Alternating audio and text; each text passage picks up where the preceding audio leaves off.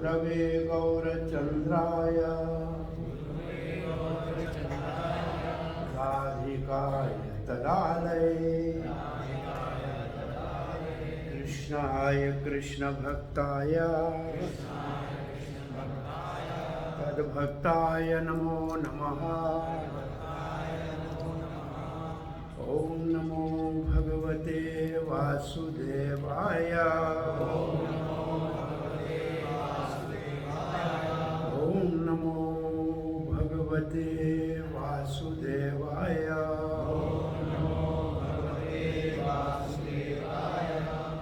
ॐ नमो भगवते वासुदेवाय।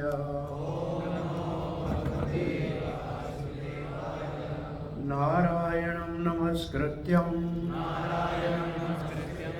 नरं चैव नरोत्तमं देवीं सरस्वतीं व्यासं ततो जयमुदीरये। भद्रप्रायेषु भद्रेषु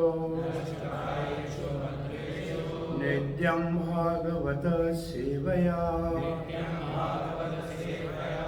भगवती उत्तम श्लोके भक्तिर्भवति नैष्टिकी।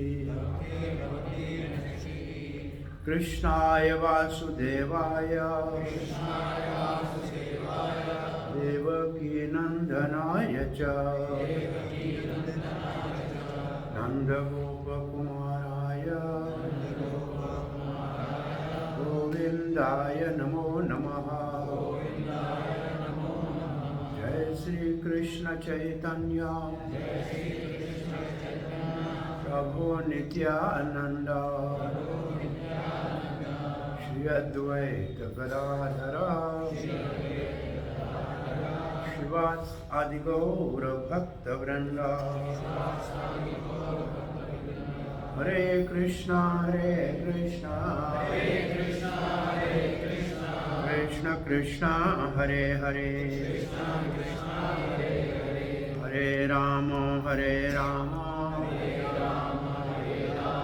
राम राम हरे हरे।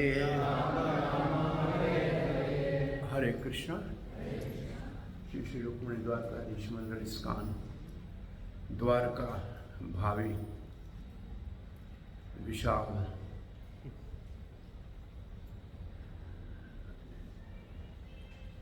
एक चैतन्य महाप्रभु के संकीर्तन आंदोलन और श्रील प्रभुपाद के अनुग्रह से जो मंदिर बनने जा रहा है, जिसके आप सब साक्षी हैं, वहाँ आपका प्रातः कार्तिक दामोदर मास में श्रीमद् भागवत के सत्संग में हार्दिक स्वागत है। हम श्रीमद् भागवत महापुराण के 30वें स्कंद की 27वें अध्याय का शुभारंभ कर चुके हैं। तीसरा स्कंद श्रीमद् भागवत का 33 अध्याय का ये स्कंद है। इसमें 2 भगवान के अवतारों का वर्णन है। एक क्रिया प्रदान अवतार वाराहदेव केवल पृथ्वी को सृष्टि करने के लिए गर्भ सागर से निकाल के लाते हैं, और दूसरा ज्ञान प्रदान अवतार कपिल देव, जो भागवत का दूसरा बहुत ही विस्तृत व्याख्यान अपनी माता देवहूति के माध्यम से भक्ति युक्त सांख्य का वर्णन करते हैं। तीसरे स्कंद में 2 महान भागवतों का मिलन है। आरंभ में उद्धव और विदुर का, जिनके मुख से भगवान श्री कृष्ण की बाल से लेके बाल लीलाओं से वृंदावन से मथुरा लीला और द्वारका लीला तक धारावाहिक प्रवाह हुआ है। और 2 प्रकार के सृष्टि का वर्णन है। देव असुर एवं च। असुर सृष्टि के अंतर्गत हिरण्याकश और हिरण्यकशिपु का वर्णन है, और देव सृष्टि के अंतर्गत स्वयं मनु और उनके 2 पुत्र और 3 पुत्रियों के का वर्णन है। तो ऐसे स्वर्ग जो भागवत का विषय है उसका विशेष रूप से 3रे स्कंद में वर्णन है। और जो अब हम विभाग पढ़ रहे हैं ये कपिल देव की शिक्षा देवहूति माता को ये भौतिक जगत और उसमें बद्ध जीवों की स्थिति के ऊपर है। और इसको सुनने के उपरांत देवहूति माता प्राय 3 या 4 प्रश्न पूछेगी कि बताइए कि बद्ध जीव मुक्त कैसे हों, काल का प्रभाव क्या है और भक्ति क्या है। इससे इस स्कंद की पूर्णाहुति होगी। और जो 26वें अध्याय का अंतिम श्लोक था उसमें ये बताया गया था कि ये संसार का तो जन्म मृत्यु का चक्कर चलता रहता है, मात्र एक भक्ति एक ऐसा साधन है जो इस आवागमन से जन्म मृत्यु के चक्कर से मुक्त करा सकता है। तो इसलिए 27वें अध्याय का पहला श्लोक भी इसी भाव से है कि मुक्त जीव वो होते हैं जिनके ऊपर प्रकृति के 3 गुणों का प्रभाव नहीं होता। और प्रकृति का 3 गुणों के प्रभाव से ऊपर उठने के लिए एक ही रास्ता है और वो है भगवान की अनन्य भक्ति। अब ये 1 से 5 वर्ग श्लोक जो हैं, पहले 5 श्लोक, उसमें जीव कैसे बद्ध स्थिति में आता है इसका वर्णन है। जीव बद्ध स्थिति में कैसे आता है तो हम ये तो स्पष्ट रूप से पहले समझ लें कि जीव का बद्ध स्थिति में आना का मतलब जीव को बांधता कौन है, किससे बांधता है, कहाँ बांधता है, क्यों बांधता है। ये 3 प्रश्न हमको पहले समझने चाहिए। जीव को बांधता है उसके भोग करने की वांछा, इच्छा। जीव के बंधन का कारण है उसके भोग करने की इच्छा। जीव बंधता है प्रकृति के 3 गुणों के द्वारा। प्रकृति के 3 गुण भोग करने वाले, भोग की इच्छा करने वाले जीव को बांधते हैं। और तीसरा क्या प्रश्न था?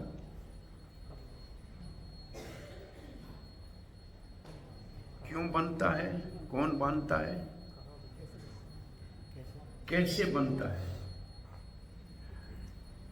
वास्तव में बनता नहीं है। जैसे स्वप्न में व्यक्ति शेर देख के डर जाता है कि शेर खा गया, आंख खुलने के ऊपर न शेर होता है न कोई घाव होता है। तो ऐसे एक स्वप्नवत बंधा हुआ है जीव, वास्तव में बंधा हुआ नहीं, स्वप्न की तरह बंधा हुआ है। अगर जाग जाए तो कोई समस्या नहीं है। इसलिए भक्ति विनोद ठाकुर ने कहा है जीव जागो जीव जागो, कि आप सोए हुए हो इसलिए आपको समस्या हो रही है। जाग जाओगे तो समस्या समाप्त हो जाएगा। और जागना क्या है वास्तव में? जागना है, सोना है अज्ञान। सोने की परिभाषा है अज्ञान और जागने की परिभाषा है ज्ञान। सोने अज्ञान की प्रतीक है और जागना ज्ञान का प्रतीक है। सोने में आपकी पिता पास में सोया हो तो भी पता नहीं लगता है, क्योंकि जानकारी नहीं है। नींद में तो पता नहीं है कि पिताजी है कि नहीं है, और इसलिए डर लगता है। स्वप्न में कोई आ गया शेर, मालूम है कि पिता सोया है, शेर क्या करेगा, लेकिन इसलिए डर लगता है क्योंकि पिता का ज्ञान नहीं है। इसका मतलब भगवान से हमारा जो संबंध विच्छेद हमने कर दिया है अज्ञान की नींद के कारण, इसलिए हम भयभीत भी हैं और अपने आप को बंधन में अनुभव कर रहे हैं। अगर हम जाग जाएं, हमको ज्ञान हो जाए कि हमारा भगवान के साथ संबंध है, वो हमारा स्वामी है, पिता है, सब कुछ है और वो हमारे साथ है, तो फिर हमारी सारी समस्याओं का समाधान हो जाए। तो ये बंधन जीव के बंधन का कारण है।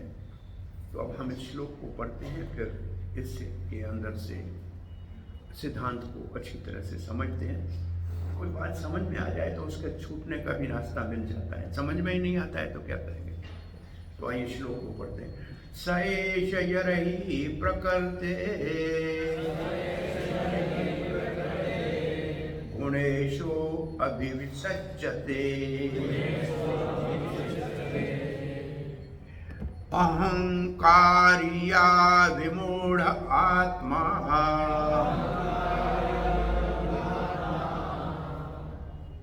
कर्ता अस्मि इति अभिमन्यते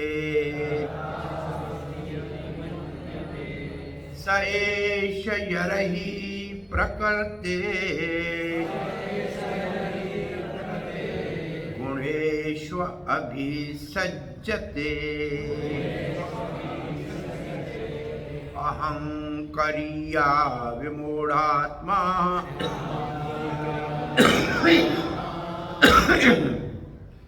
कर्ता अस्मीति अभिमन्यते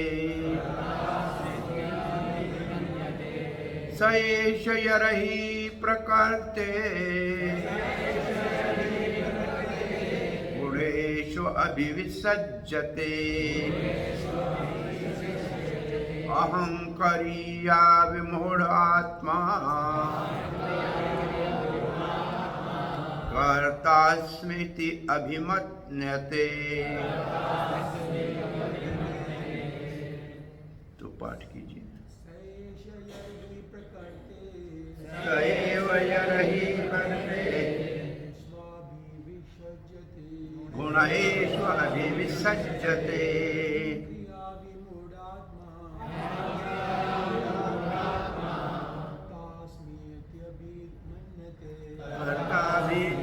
मन्यते। स एष यरहि प्रकृते गुणेषु अभिविसज्जते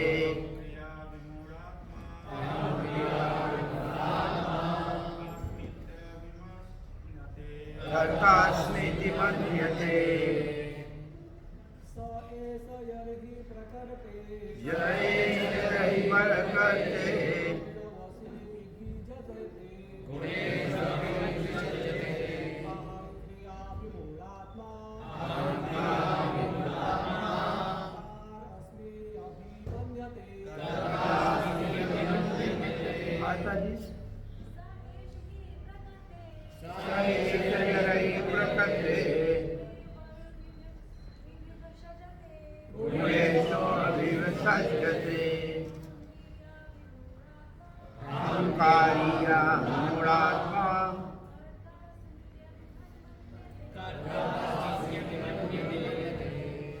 तो ये स जो शब्द है ये जीव आत्मा का सूचक है। स का मतलब वो का मतलब जिसका विषय चल रहा है जीव आत्मा।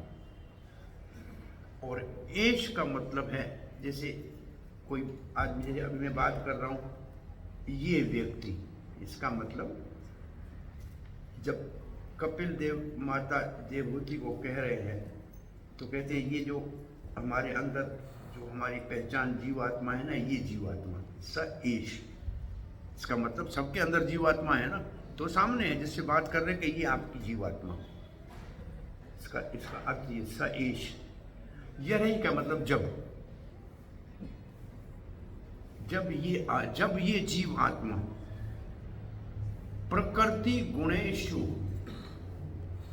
अभिविसज्जते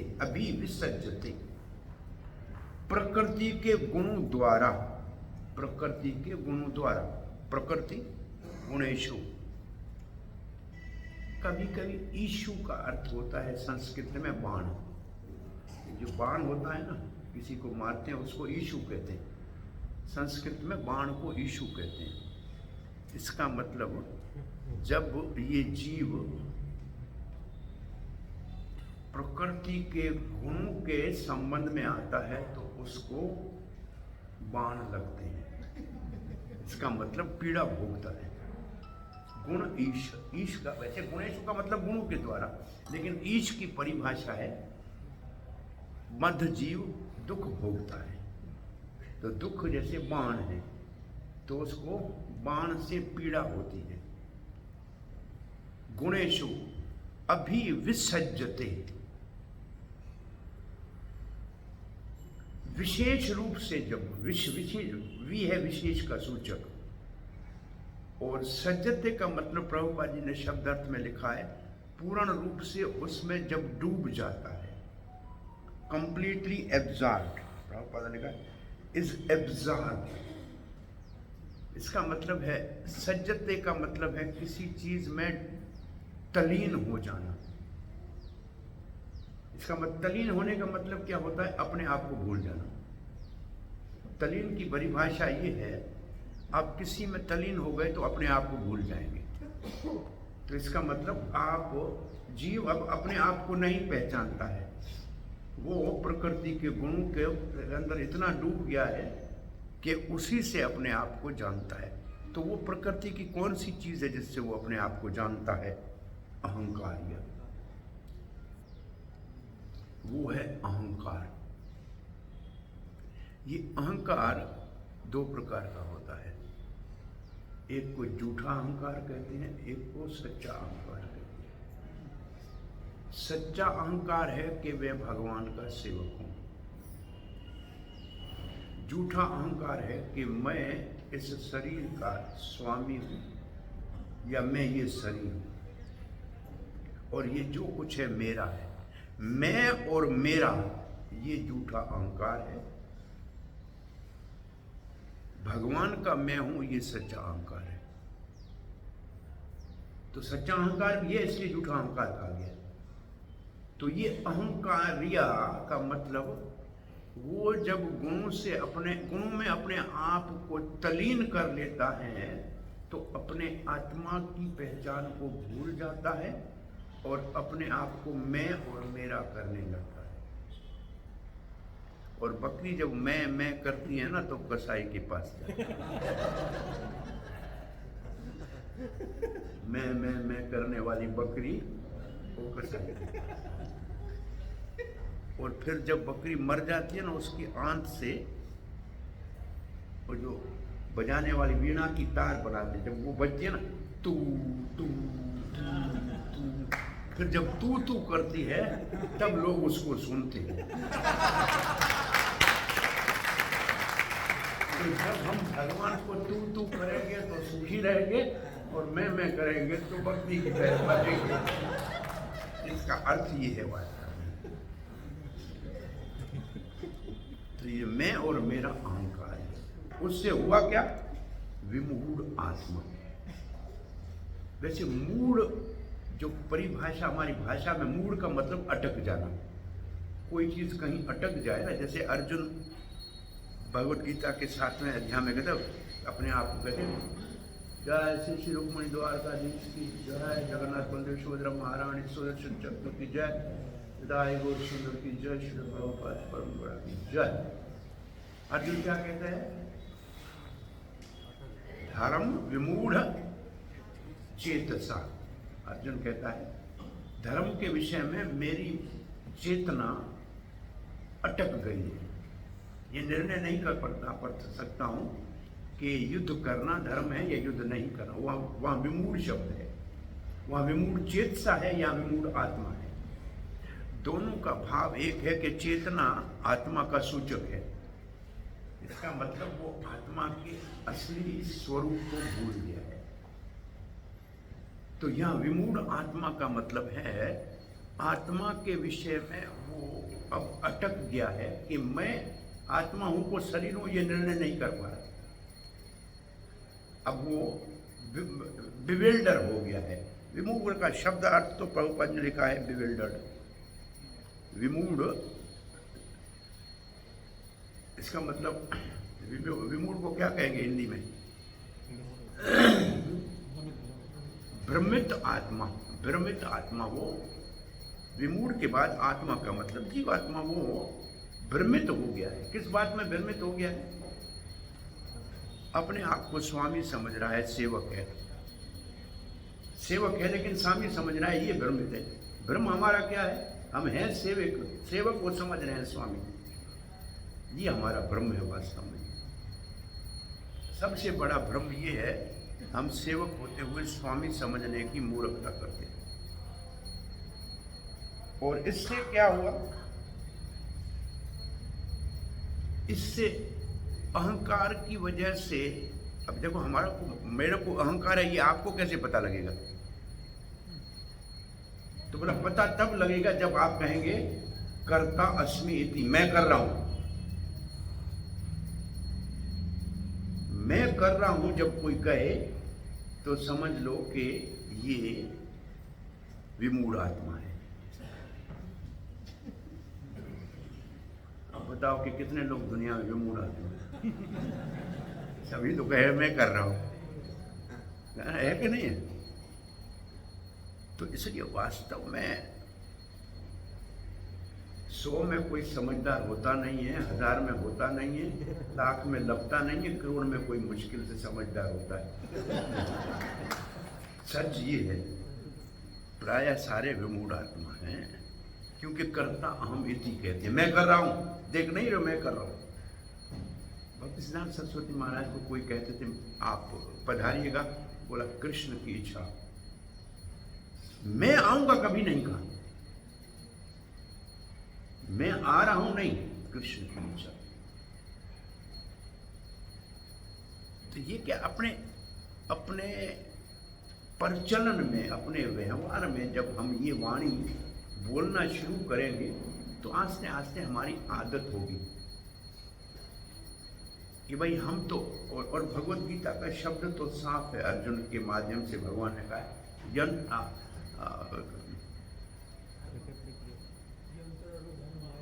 ना वो वाला निमित्त मात्र भवे सव्य साचो, निमित्त मात्र भवे सव्य साचो। तुम निमित्त मात्र करता हो, वास्तव में करता मैं। तुम मशीन हो, मैं चलाने वाला। तो अपने आप को कठपुतली, प्रभुपाद ने अमेरिका में उतरते लिखा था कि मुझे कठपुतली हूं, आप जैसे नचाओ वे वैसे नाचो। ये है वास्तव में शरणागति, कि मैं कठपुतली हूं, आप जैसे मुझे नचाओ, मैं नाचने के लिए तैयार हूं। मैं कुछ करता नहीं, मैं जैसे आप कराते हैं वैसे मैं करता हूं।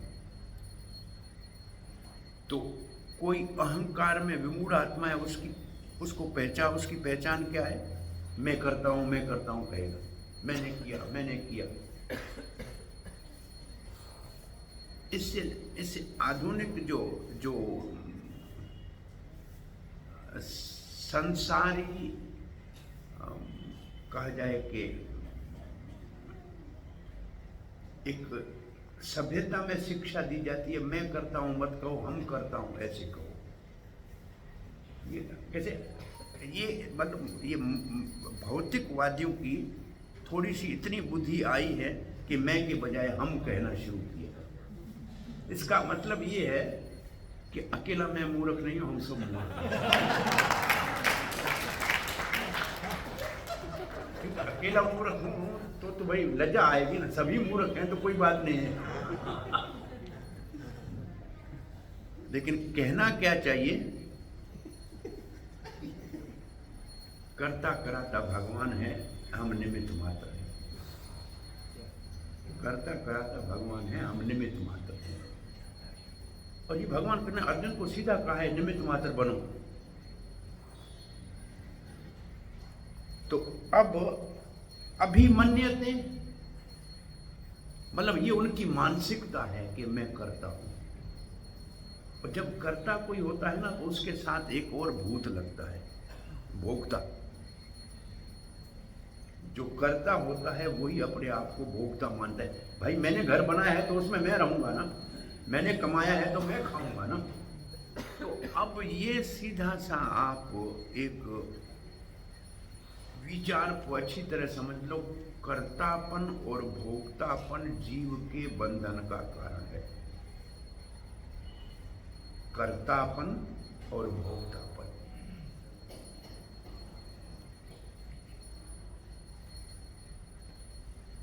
भगवान तो सीना ठोक के कहते हैं भोक्तारम, मैं हूं भोक्ता। और भगवान कहते कर्ता भी मैं हूं, कर्ता हम, कर्ता भी मैं हूं। सृष्टि कौन करता है? आप करते हो। हाँ? सबका पालन कौन करता है? आप करते हो? नहीं। तो कर्ता भी भगवान है, भोक्ता भी भगवान है।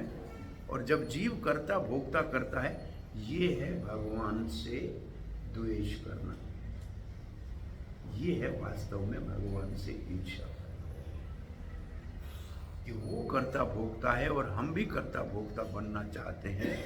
ये भगवान से कंपटीशन है, ये जीव के बंधन का कारण है। तो करना क्या चाहिए? कोऑपरेशन करना चाहिए। अब दो शब्द याद कर लीजिए, कंपटीशन सदा ही दुखदाई है, कोऑपरेशन सुख का सूत्र है। जीवन में कंपटीशन को छोड़ के, कंपटीशन भौतिक जगत की पहचान है और कोऑपरेशन आध्यात्मिक जगत की पहचान है। इसलिए प्रभुपाद ने अंतिम समय में जो अंतिम आदेश दिया था वो ये दिया था कि आप सब भक्त आपस में जो सहयोग करोगे वही मेरे प्रेम का परिचय होगा। इसका अर्थ है प्रभुपाद जी हमारे संस्था के लोगों को आध्यात्मिक स्तर के ऊपर जीना सिखाना चाह रहे हैं। भौतिक स्तर से ऊपर उठा के आध्यात्मिक स्तर पे लाना चाहते थे कि हम आपस में सहयोगी बने। और सहयोगी के विपरीत क्या शब्द हो जाएगा? कंपटीशन।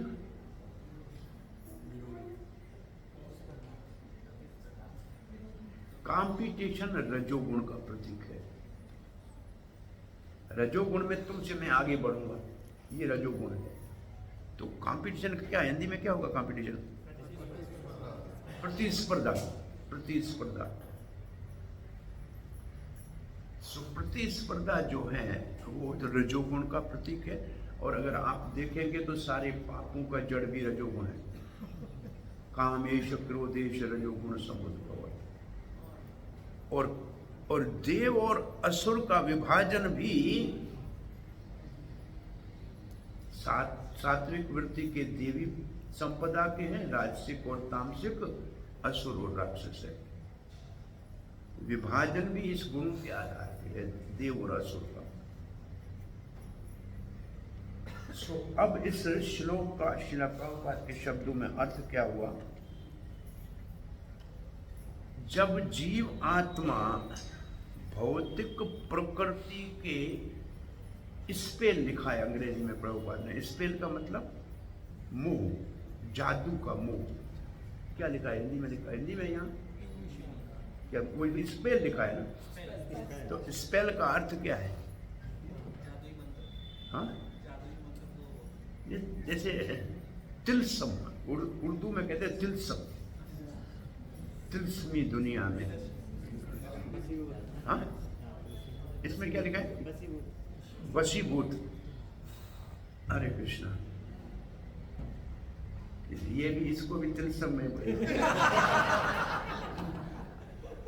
तो जब जीव आत्मा प्रकृति के जाल में फंस जाता है, ऐसे कहना चाहिए। प्रकृति नहीं फंसाती है, प्रकृति के जाल में फंस जाता है।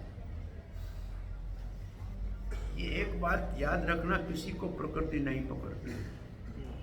हम भगवान को छोड़ते हैं तो प्रकृति की गोद में रहते हैं।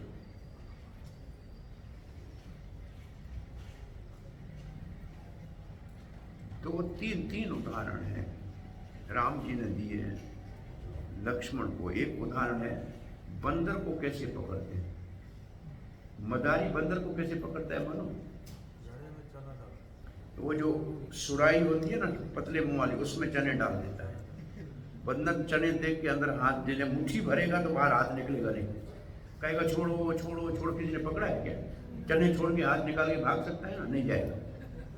और तब तक रस्सी, वो मदारी गले में रस्सी डालेगा और तब चने भी छोड़ने पड़ेंगे और फिर ऐसे करता फिरेगा सारा दिन। ऐसे हमने भी इस दुनिया की सुराई में हाथ डाला कि कि भोग करेंगे तब तक माया ने गले में रस्सी डाल दी, अब जहाँ नाच रहे हैं हम भी।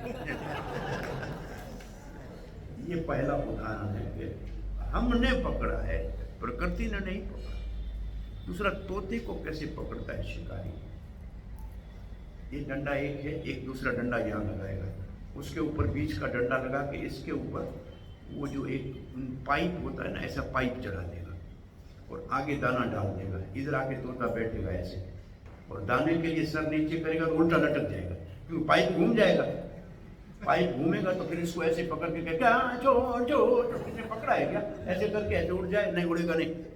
तब तक उसको पकड़ के मिट्टू को पिंजरे में डाल देंगे और बेचारा मिर्ची खाता रहेगा। पहले आम खा रहा है, अभी मिर्ची खाएगा।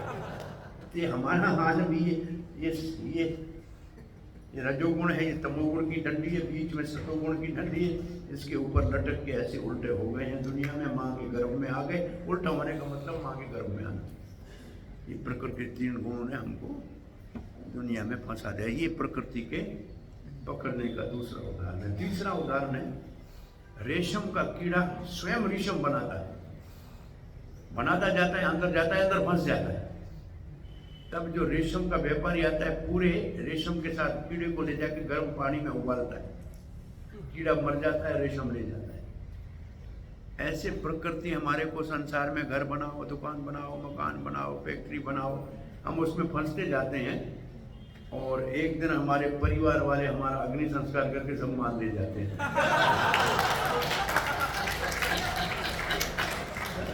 कुछ भी नहीं बचता है। ये है माया का जाल, ये माया जाल है, इसमें सब फंसे हुए हैं वास्तव में। तो प्रभुपाद लिखते हैं, जब माया में जाल में ऐसे कोई आता है तो उसको झूठा अहंकार हो जाता है और अपने आप को वो शरीर समझने लगता है, और फिर शरीर के कार्यों में ही तल्लीन हो जाता है। इसको व्यासदेव ने भागवत के पहले स्कंद के 7वें अध्याय में लिखा है कि जीव अपना अनर्थ कर रहा है। जब केवल शरीर के लिए जीव कार्य में लगता है, उसको व्यासदेव ने लिखा है अपना अनर्थ कर रहा है। आपको ये मैं चित्र समझाऊं कि व्यासदेव ने अपने गुरुदेव नारद की प्रेरणा से सरस्वती के तट पे भक्ति योग से मन को समाहित किया, तो साक्षात भगवान का दर्शन किया और भगवान की सारी शक्तियों का दर्शन किया। व्यासदेव ने भगवान के पीछे माया शक्ति को देखा, जो भगवान के बस में थी और छाया के समान भगवान की आज्ञा के अनुसार कार्य करती थी। और फिर व्यासदेव ने सारे जीवात्माओं को माया के जाल में देखा। पहले वहां भी ऐसा ही शब्द है, सब माया के जाल में देखा, और तब व्यासदेव ने कहा ये तो सब अनर्थ कर रहे हैं, ये सब अनर्थ कर रहे हैं। वहां प्रभुपाद ने लिखा है, श्रील प्रभुपाद कहते हैं, व्यासदेव ने जीव के बीमारी को पहचान लिया। He diagnosed the disease of a condition soul। Prabhupada का शब्द वहां ये लिखा हुआ है कि वो अनर्थ कर रहे हैं। तो इसका मतलब आप सब जो दुनिया में लोग देखते हैं सुबह से शाम से काम कर रहे हैं, क्या ये अनर्थ कर रहे हैं? क्या अनर्थ का अर्थ ये है कि शरीर के लिए काम कर रहे हैं, वो आत्मा है, स्वयं अपने लिए कुछ नहीं कर रहे। अनर्थ की परिभाषा क्या है कि सभी लोग शरीर के संबंध में काम तो कर रहे हैं, लेकिन आत्मा संबंधी कोई कार्य नहीं कर रहे। आपको ये बात समझ में आ रही है? भाई हैं तो हम आत्मा, शरीर तो हमको मिला है ना। आप गाड़ी को तो सर्विस कराओ, लेकिन ड्राइवर को अस्पताल में आईसीयू में पड़ा है तो किस काम का है क्या? ड्राइवर को रोटी भी नहीं दो और कार कोई चमकाते रहे तो उससे क्या फायदा? क्या प्रभुपाद जी कहते हैं, तोते को तो दान खाने के लिए कुछ नहीं दो और पिंजरा चांदी का बनाओ, इससे क्या फायदा है? तो ये है शरीर के लिए काम करना अनर्थ, क्योंकि आत्मा के लिए काम नहीं करते। फिर इसका इलाज क्या बताया? और फिर व्यासदेव ने कहा है ये बेचारे जीव नहीं जानते, अजानंतो ये नहीं जानते हैं, लेकिन मैं तो जानता हूं ना। मैं इनको क्यों अनर्थ में दुख भोगने दूं? तो अनर्थो उपशमनम, इनको अनर्थ से बचाने के लिए मैंने श्रीमद् भागवत को प्रकाशित किया और ये लिखा है अनर्थ से, जीवों को अनर्थ से बचाने के लिए भागवत का मैंने जो है प्रकाशन किया है। और मात्र भागवत सुनने से कृष्ण भक्ति जाग जाएगी और इसका शोक मोह और भय समाप्त हो जाएगा। तो इसका अर्थ है भौतिक पर जब सब लोग सुबह उठ के पागलों की तरफ काम पे जाते हैं, अब इतने थोड़े लोग हैं भागवत सुनने आ रहे हैं, ये है कि कम से कम आप आत्मा की आवश्यकता का ध्यान रख रहे हैं। जैसे सुबह नाश्ता करना जरूरी है, ऐसे सुबह भागवत सुनना जरूरी है। जैसे शाम को भोजन करना जरूरी है, शाम को गीता सुनना जरूरी है। वो आत्मा का भोजन है, वो शरीर का भोजन है। दोनों साथ साथ चलेंगे तो फिर आत्मा और शरीर दोनों स्वस्थ रहेंगे, तो आप सुखी रहेंगे। और आत्मा अगर संतुष्ट, आत्मा सुप्रसिद्धते अगर शांत नहीं है तो कुछ भी धन हो, बच्चे हो, घर हो, गाड़ियां हो, शांति नहीं मिलेगी, शांति नहीं मिलेगी। तो इसलिए प्रभुपाद जी यहाँ लिखते हैं, कहाँ से आया, जाओ।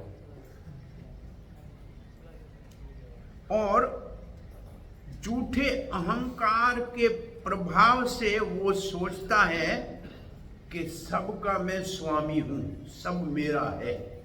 प्रोप्राइटरशिप लिखा है प्रभुपाद ने, मैं सबका स्वामी हूं। ये श्लोक जब पढ़ रहे हैं तो आपको कोई श्लोक भगवद गीता का याद आ रहा है? अहंकार मूढ़ात्मा करता हमिति मन्यते, इसका पहली लाइन, प्रकृतिर्क्रियमाणानि गुणैः कर्माणि सर्वशः अहंकार मूढ़ात्मा करता। अब उस श्लोक और इन श्लोक दोनों को देखेंगे, दोनों में एक ही भाव है। प्रकृति सारा कार्य करती है, जैसे, और मूर्ख जीव समझता है कि मैं करता हूं, और इसलिए वो विमूढ़ आत्मा है। अब श्रील प्रभुपाद जी का तात्पर्य पढ़ते हैं।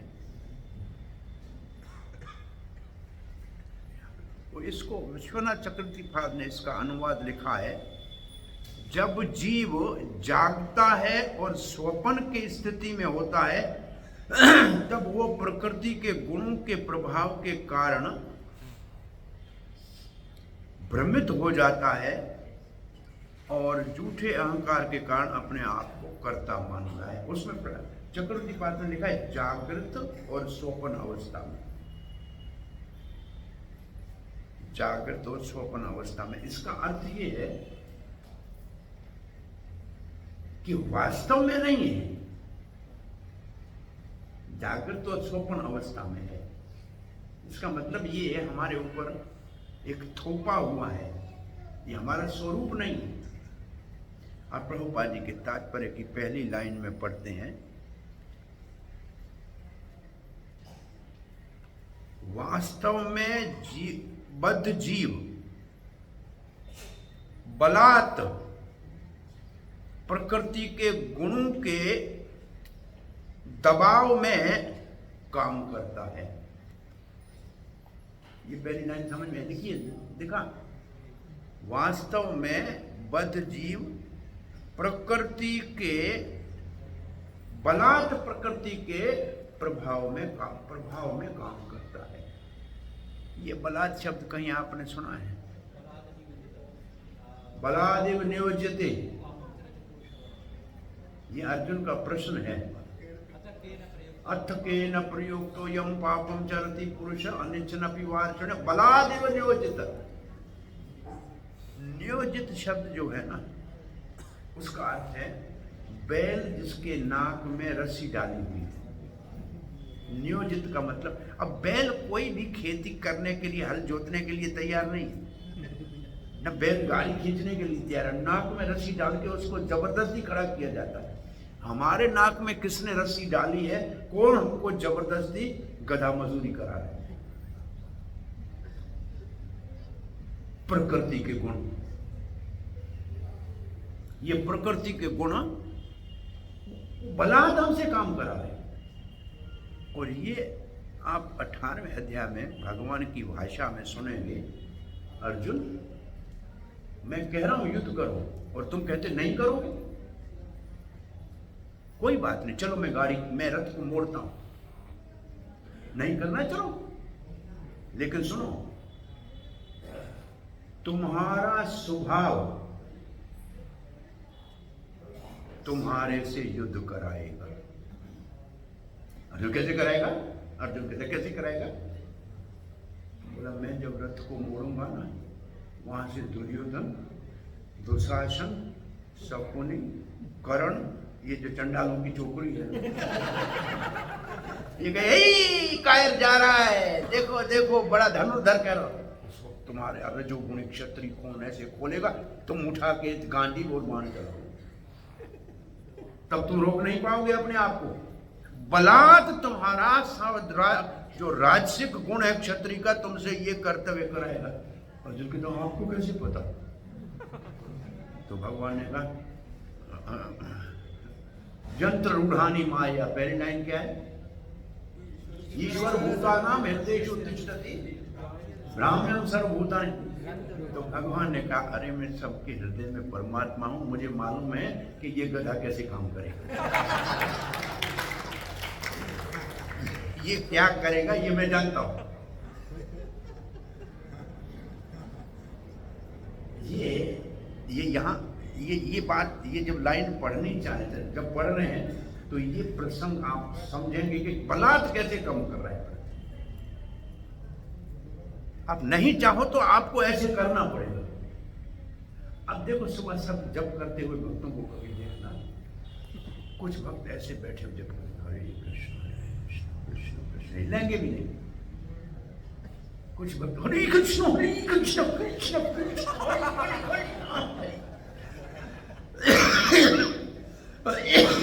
कुछ बैठ के कर ही नहीं पाएंगे, चलते चलते करेंगे हरे हरे ऐसे, और कुछ सोते सोते करेंगे। सारे ही भक्त हैं भाई, परंतु उनका स्वभाव है जो सात्विक, पहले स्वभाव में योग अभ्यास किया हुआ है, वो बैठ के जब कर रहा है। जो सदा ही भागा दौड़ी में लगा हुआ है रजोगुणी, उसको वो ऐसे ही करेगा। आप कितना भी कहो वो हिलेगा जरूर। ये हमारा शरीर तो प्रकृति का बना है ना, तो वो गाड़ी मोशन में उसकी चलेगी, वो सीधा बैठ ही नहीं पाएगा।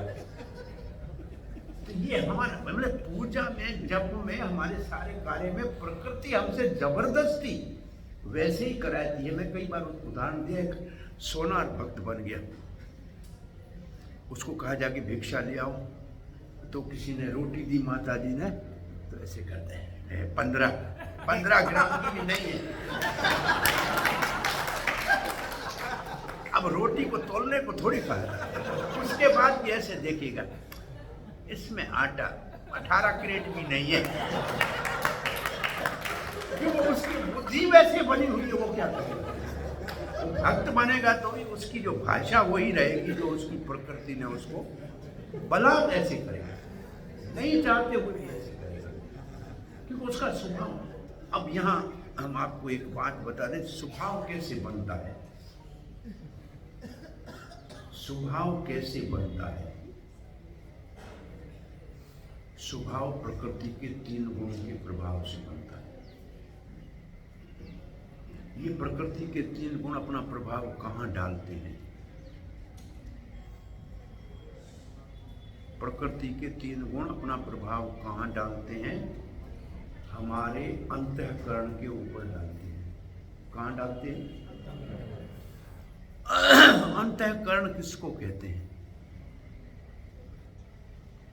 कर्ण कहते हैं संस्कृत में इंद्रिय को, जैसे आंख, नाक, कान, इसको कर्ण कहते हैं। ये बाहर की इंद्रियां हैं। ऐसे अंदर की इंद्रियां जो है उसको अंतःकरण कहते हैं। वो है मन, बुद्धि, अहंकार और चित्त। इसको कहते हैं अंतःकरण। और इसका दूसरा नाम है सूक्ष्म शरीर। और इसका तीसरा नाम है, भागवत में बार बार आएगा, सत्वम च शुद्धेत। जो हमारा अस्तित्व है इसको अस्तित्व कहते हैं। और ये सत्वम का मतलब आप अंतःकरण। इसको प्रभुपाद लिखे, दिल लिखेंगे कभी, heart is purified, mind is purified, वास्तव में है अंतःकरण। तो ये अंतःकरण मन, बुद्धि, अहंकार और चित्त है। इसके ऊपर प्रकृति के तीनों गुणों का प्रभाव बन पड़ता है। इससे हमारा स्वभाव बनता है। और ये अंतःकरण तो हमारे साथ जाता है ना, सूक्ष्म स्वरूप, एक जन्म से दूसरे जन्म में, तो हमारा स्वभाव हमारे साथ चला जाता है। इसलिए जन्म से ही कोई असुरी प्रवृत्ति का होता है, जन्म से ही कोई देवी प्रकृति का होता है। अभी जाते जो लिखा, तो ये स्वभाव हमारा हमारे साथ चलता है। और सारे हमारे साधनों का मुख्य उद्देश्य है स्वभाव को बदलना बहुत मुश्किल है। एकमात्र अच्छे भक्तों के संग के कारण स्वभाव में परिवर्तन लाया जा सकता है, और कोई रास्ता नहीं। स्वभाव बहुत प्रबल है। कहते हैं स्वभाव को अंग्रेजी में अगर दूसरा एक भाषा में कहें तो इसको हैबिट कहते हैं अंग्रेजी में। हाँ, कोई आदत बन जाए, स्वभाव को आदत भी कहते हैं ना। आदत को अंग्रेजी में क्या कहते हैं? हैबिट। आप हैबिट लिख के उसमें से एच काटो तो क्या होगा? थोड़ा बच जाएगा ना। अब ए काटो तो क्या बचेगा? थोड़ा बचेगा। अब आई काटो तो क्या बचेगा? इट बचेगा। और आई काटो तो फिर भी क्या बच जाएगा? टी, चाय बच जाएगी। ये स्वभाव से जाएगी नहीं। अब भक्त हाँ, मैं माला जप लूंगा प्रभु जी, बाकी सब चाय नहीं छोड़। ये टी फिर भी हैबिट से जाएगी, देख लेना। बहुत मुश्किल है। Habits are cozy beds, easy to enter in and very difficult to get out. लेकिन सर्दियों में रजाई में जाना आसान है, निकलना मुश्किल है ना। ऐसे ही हमारा स्वभाव बनाना आसान है, इससे जान छुड़ाना बहुत मुश्किल है। और स्वभाव बदलना ही वास्तव में हमारे सारे साधन का मुख्य उद्देश्य है। कौन सा स्वभाव है जिसको हमको बदलाना है? तो एक शब्द में कहो तो जो हमारा भोक्तापन और कर्तापन का स्वभाव है, इसको बदल के सेवा के स्वभाव में परिवर्तित करना है। इंजॉइंग मेंटालिटी को सर्विस एटीट्यूड में परिवर्तन करना है। ये हमारे स्वभाव में परिवर्तन करने की आवश्यकता है।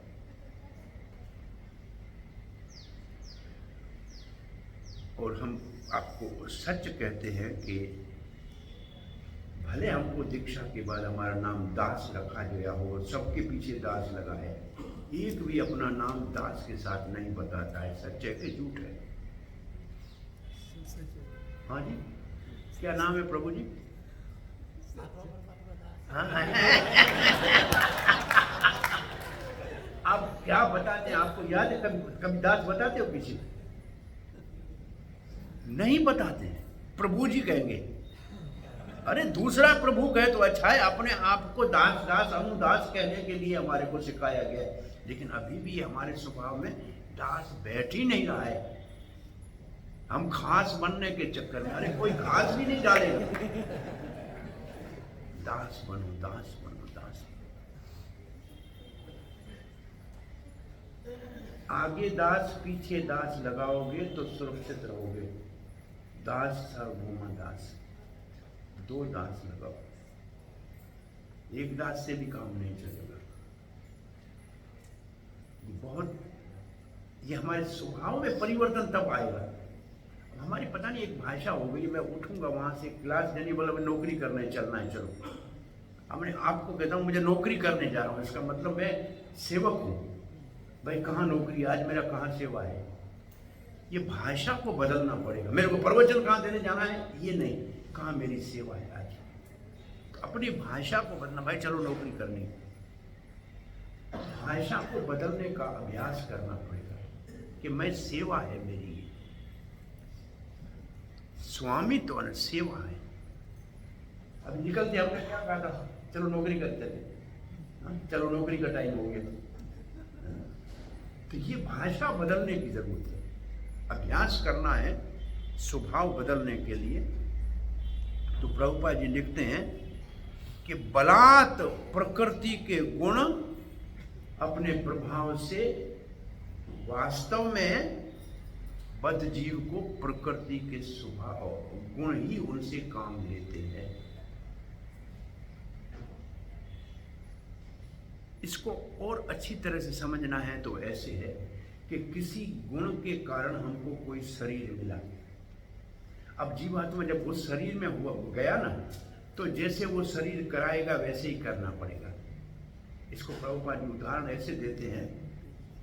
अब मैं सादा आपको सामान्य पहले उदाहरण दे दूं। अगर आप यहां से बाहर निकल के ऑटो में बैठेंगे तो ऑटो की स्पीड से चलना पड़ेगा। कार में बैठेंगे तो कार की स्पीड चले, स्कूटर में बैठेंगे तो हवा खाते हुए चलना पड़ेगा। तो आप जिस गाड़ी में बैठेंगे आप वैसे ही आपको फिर चलना, फिर आप कूद के उतर नहीं सकते। हवाई जहाज में जाते हुए आपको उसी स्पीड में जाना पड़ेगा, खिड़की खोल के उतर नहीं सकते। तो ऐसे जिस शरीर में आपको डाला गया, अब वो शरीर कुत्ते के शरीर में तो भाव भो ही करेंगे, फिर राम राम नहीं कर सकते। समझिए, इसका अर्थ ये है प्रकृति ने जैसा शरीर दिलाया है वो शरीर अपने अनुरूप काम कराएगा, उसमें फिर आप परिवर्तन नहीं कर सकते। प्रकृति ने दिया शरीर और शरीर जैसा है वैसे ही काम करना पड़ेगा। बिल्ली के शरीर में गया तो म्याऊं म्याऊं ही करना पड़ेगा, आप फिर वो कुछ नहीं कर सकते। चूहे से डरना ही पड़ेगा। तो ये है इसका अर्थ कि प्रकृति बलात् कैसे काम कराती है, शरीर के माध्यम से। अब प्रभुपाद लिखते हैं जीव को कोई स्वतंत्रता नहीं है। इसका अर्थ है कि एक बार गाड़ी में बैठा तो फिर उसको अब वो अपनी मर्जी से कुछ नहीं कर सकता। ये नहीं कह सकता कि नहीं नहीं मैं पहले देवता था, बोला हो गई पहले देवता, लेकिन अब गधे में हो तो गधे का काम रहे होगे कभी देवता, लेकिन अब नहीं। अब तुम्हारे को ये मिला है, इसी से काम करना पड़ेगा। तो आपका स्वतंत्रता समाप्त हो गई। अब भगवान के निर्देश में जब वो मुक्त हो जाता है, अब प्रभुपाद जी अब तुलना कर रहे हैं। अगर वो अब इसका मतलब आपका हमारे पास दो निर्देश है, या तो भगवान का निर्देश माने या प्रकृति का माने। अगर भगवान के निर्देश में है तो मुक्त है, और प्रकृति के निर्देश में है तो बद्ध है। जब इंद्रियों के तृप्ति के भाव में है और इंद्रियों के कार्य में लगा हुआ है तो वास्तव में वो माया जाल में बंधा हुआ है। तो अभी हमारे पास दो ऑप्शन है, या भगवान के निर्देश में चले। तो कोई पूछे भगवान के निर्देश में कैसे चले, शास्त्र की आज्ञा में चले। और शास्त्र को कैसे समझे, गुरु के निर्देश में चले। तो भगवान के निर्देश में तीन चीजें आएंगी। भगवान के निर्देश में वो चलता है जो शास्त्र के अनुसार चले, और शास्त्र को वो समझ सकता है जिसने गुरु का शरण दिया है। ये हुआ, ये तीन बातों का हुआ एक साइड। भगवान के निर्देश में, शास्त्र के अनुसार, गुरु के आज्ञा में। तो ये है मुक्ति का रास्ता। अब दूसरी तरफ प्रकृति के तीन गुणों के चक्कर में चले,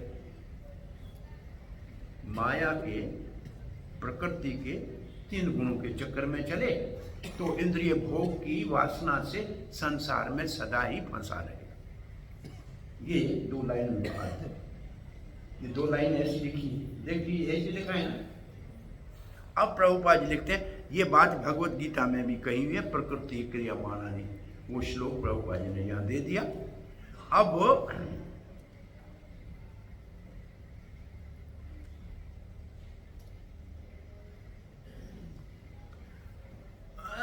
अब प्रभुपाद जी लिखते हैं कि प्रकृति के गुणों के किसी भी गुणों का प्रभाव, और ये फिर दूसरा श्लोक सबको याद आना चाहिए। वास्तव में ये विषय बहुत बड़ा है।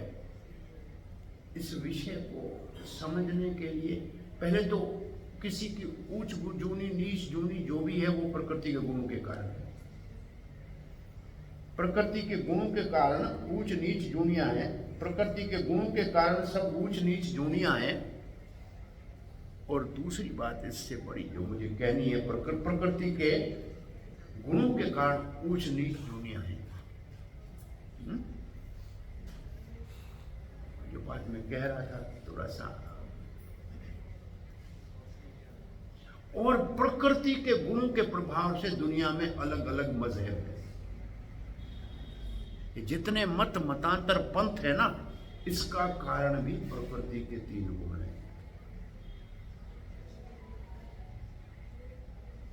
ये भागवत के 11वें स्कंद के 14वें अध्याय में पूछता है उद्धव कि इतने सारे पंथ क्यों हैं?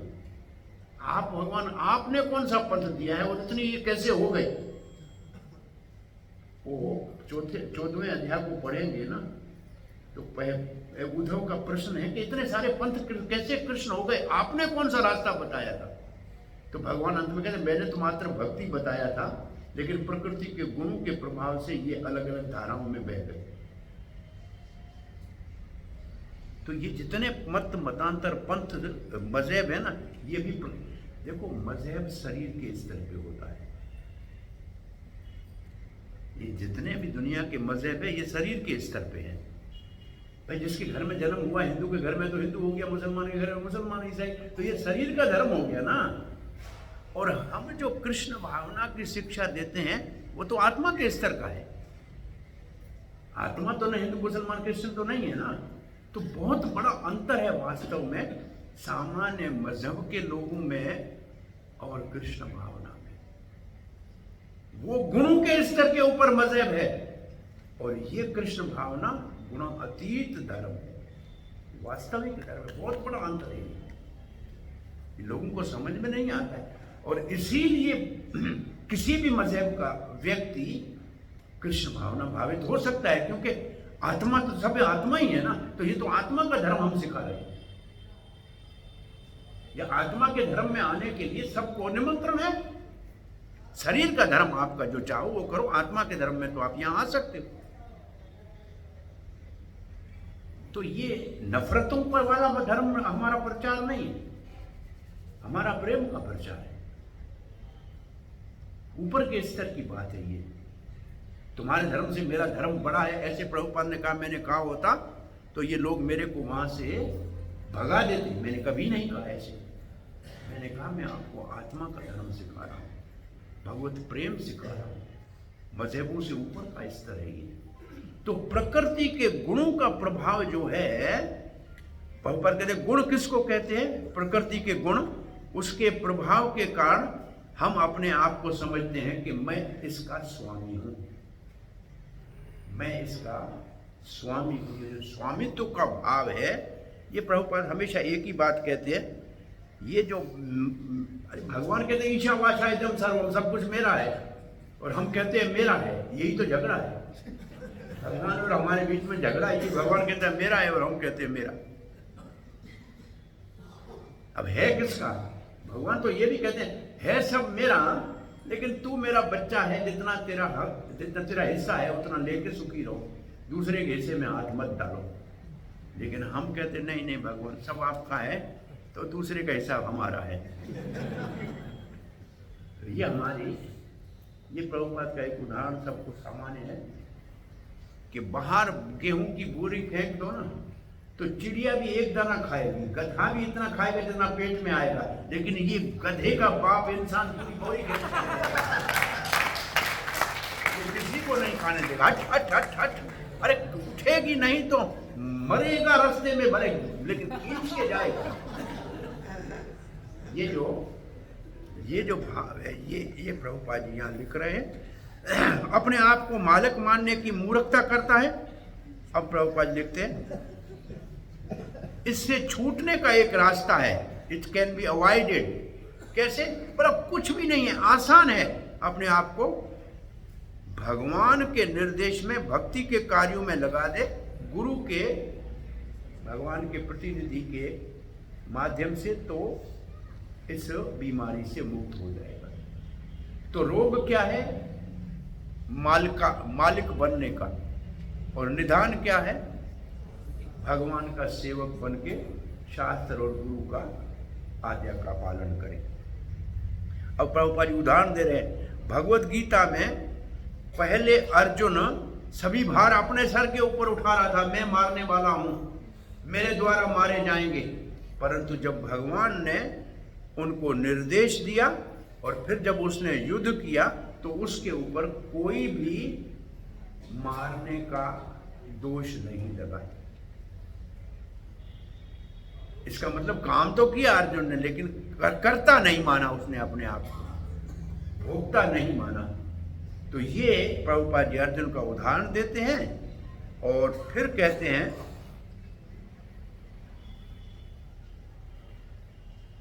प्रभुपाद जब अर्जुन नहीं लड़ना चाह रहा था, अपने आप को कह रहा था मैं अहिंसा का पुजारी हूं, तब सारा दायित्व अर्जुन के ऊपर था।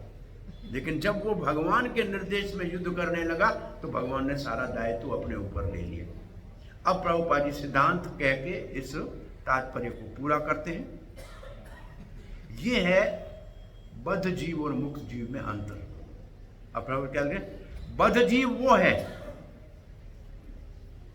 अब एक बड़ी बात, बद्ध जीव कभी कभी बड़ा अच्छा लगता है, अरे सात्विक है, देखो कितना दान पुण्य कर रहा है, भंडारे चला रहा है, सात्विक है, परंतु है बधा हुआ, क्योंकि सतोगुण भी तो बंधन का कारण है ना।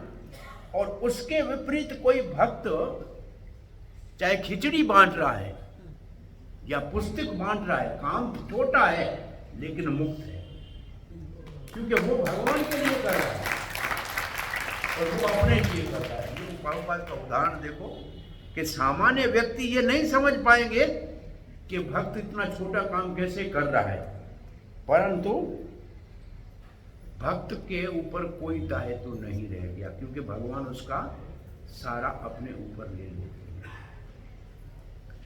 सिद्धांत में एक बात ऐसे लिखी है कि ऐसे जीव प्रकृति के प्रभाव में कैसे आता है। जैसे सूर्य उगता है तो जो पानी होता है तालाब में उसको सुखाता है कौन?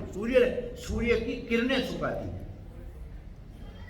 लेकिन पानी सूर्य को तो ठंडा नहीं कर सकता है, उल्टा नहीं हो सकता। पानी से सूर्य ठंडा नहीं होगा, लेकिन सूर्य की किरणों से पानी गर्म, पानी सूख जाएगा। पानी जब सूखेगा तो जाएगा कहां? सूर्य की किरणों में जाएगा, सूर्य की किरणों में जाएगा। तो जो ये प्रकृति है, इसके जो गुण हैं, जैसे पानी हवा में आ जाता है सूर्य के सुखाने से, ऐसे प्रकृति के गुण हमारे अंदर आ जाते हैं। नहीं आ जाते भी, सूर्य की किरणों में पानी तो नहीं है ना, वो तो उसने सुखाया है, वहां से आ गया है। ऐसे ये प्रकृति गुण हमारे अंदर आ गए हैं नहीं पहले से, लेकिन ये पानी जो है ये सूर्य को ठंडा नहीं कर सकता। ऐसे हम प्रभाव डाल के अपने आप छूट नहीं सकते। अब जब भगवान चाहे बरसात करे वापस, तब जाके गर्मियां खत्म हो। ऐसे जब भगवान की कृपा हो, भक्तों का संग हो, तो मुक्त हो सकते हैं, नहीं तो बद्ध जीव से मुक्त होना बहुत मुश्किल है। हरे कृष्ण।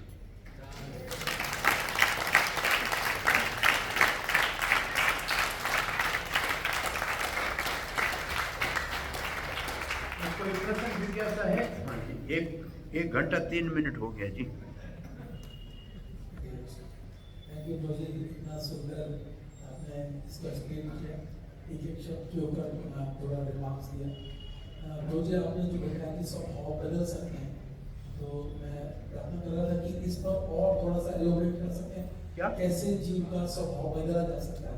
और थोड़ा देखो, आप सब अपने जीवन में देखो कि आप लोग इस काल में आने से पहले आपका खान पान कैसे था, रहन सहन कैसे था, अब आप में परिवर्तन कितना आया है। कुछ 10-15%, 20% आया है। ये हमारे स्वभाव में परिवर्तन हो गया। अब जितना हम संग ज्यादा अधिक करेंगे उतना स्वभाव हमारा परिवर्तन होता जाएगा। ये एक तो कहावत है ना, जो जैसा संग तैसा रंग। तो स्वभाव बदलने के लिए संग अति आवश्यक है, और सात्विक स्वभाव बना के लिए सात्विक सब, और भागवत स्वभाव बनाने के लिए भागवत संग। इसलिए भक्तों का संग एकमात्र साधन है स्वभाव में परिवर्तन लाने का। जितना हमारा अधिक, और भक्तों के संग की परिभाषा है उनके मुख से शास्त्र सुनना। भक्त की संग की परिभाषा है, जो भक्ति रसामृत सिंधु में लिखा है, सजातीय, पहले सजातीय, स्निग्ध और सतो, 3 शब्द है। भक्तों का संग कौन सा करो? जो आप जैसे भाव वाले हैं। इसका मतलब कृष्ण भावना के भक्त कृष्ण भावना के भक्तों के संग करें। भक्त तो बहुत हो जाएंगे। सजातीय मतलब जिनका साधन एक जैसा है उनके संग। स्निग्ध का मतलब जो स्नेह करने वाले हैं, जो स्नेह कर रहे हैं। और फिर सतोवर्ती का मतलब जो आपसे उन्नत भक्त है उसका संग करेंगे तो उसके अच्छे गुण हमारे अंदर आएंगे। उन्नत भक्त का, सजातीय भक्त का और स्नेहल भक्त का संग करने से हमारे जीवन में परिवर्तन आएगा। ये 3 भक्तों का संग। और इसमें भी मुख्य बात है बोधयंत परस्परम कथयंत नित्यम, जहां प्रतिपल भगवत कथा और भगवत संबंधी चर्चा होगी तो हमारे स्वभाव में परिवर्तन आएगा। हाँ जी।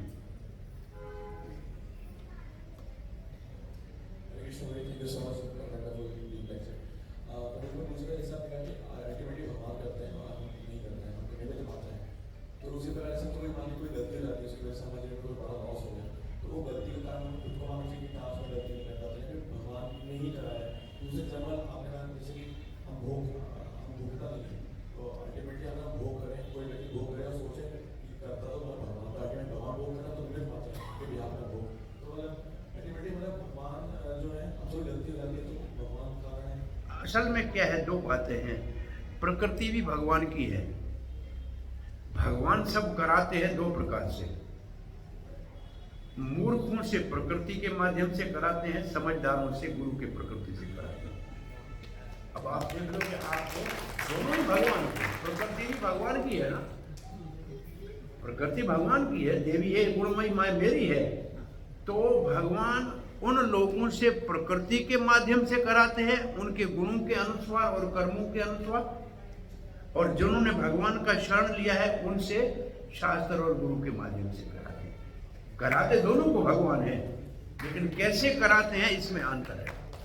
जो प्रकृति से कराते हैं वो गुणों और कर्म के आधार पे है, और जो शास्त्र और गुरु से कराते हैं वो भगवान के निर्देश में। दोनों भगवान कराते हैं क्योंकि दोनों का स्वामी तो भगवान है।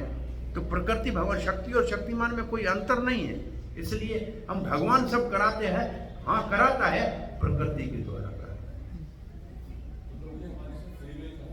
हाँ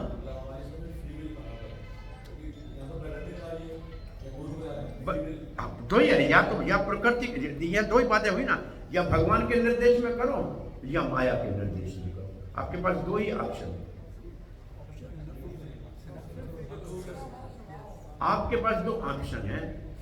वास्तव में एक ऑप्शन है, करो भगवान के लिए, नहीं करोगे तो माया जबरदस्ती कराएगी।